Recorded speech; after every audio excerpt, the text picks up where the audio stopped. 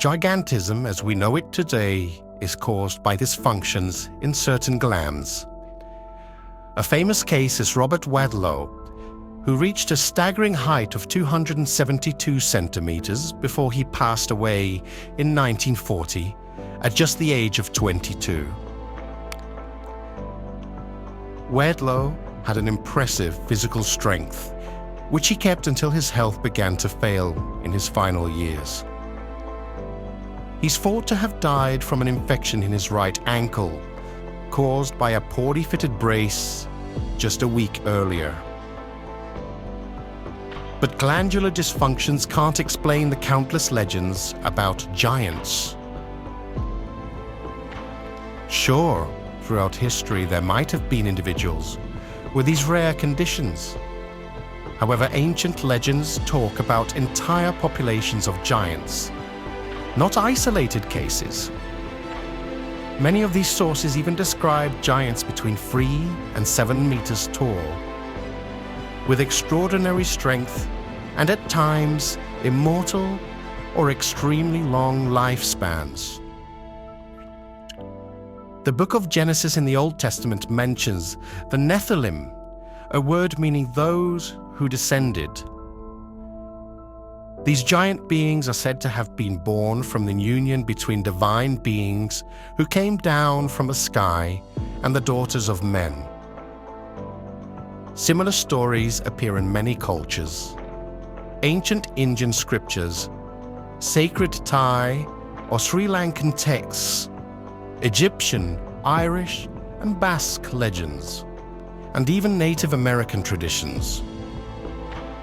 Many of his stories describe beings with incredible height, pale skin, and often divine powers.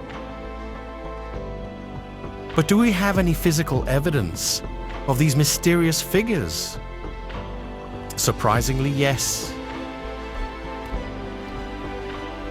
In the Rios Codex, a manuscript written by the Spanish friar Pedro Rios and preserved in the Vatican Library, there is mention of people called the Tzoli, giants who lived in the forests of Mexico. Glios claims to have sent a human femur as tall as an average person to the King of Spain. Native American legends speak of giants living on the shores of Lake Aga in Peru, who eventually sought refuge in Patagonia. Magellan himself reported meeting giants in Patagonia, describing them as so tall that his crew's heads barely reached their waists. Africa has similar stories. In Nubia, tales of giants with pale skin who spoke unknown languages have persisted.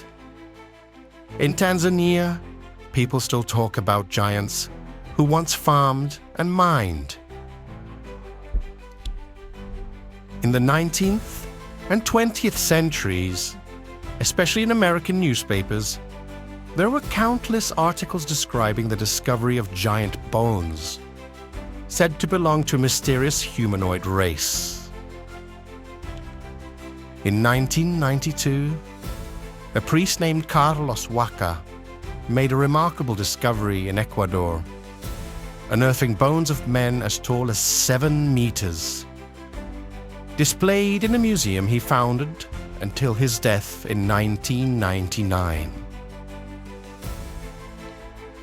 Similarly, in France, in the winter of 1890, fragments of giant bones, a femur, a tibia, and humerus, were uncovered and examined by the University of Montpellier, who concluded that these represented an enormous humanoid race. In 79 AD, the Roman historian Flavius Josephus described Egyptian giants, terrible to behold. Those who hadn't seen them with their own eyes could not believe they were so immense. In Latin America, in 1928, Brian Forrester discovered the famous elongated skulls. And later, in 1966, Dr. Javier Cabrera in Peru received a stone with an engraving of a fish belonging to a species long extinct. Intrigued, he continued his research and found many stones with carvings of dinosaurs, extinct plants, and even humans riding on the backs of dinosaurs.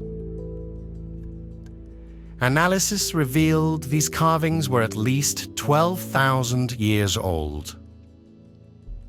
Some consider these finds authentic, while others remain skeptical. Here's a closing statement for your video script that encourages viewers to subscribe. So what do you think? Could these stories, legends, and artifacts be real evidence of ancient giants? Or are they just the imagination of people from centuries ago?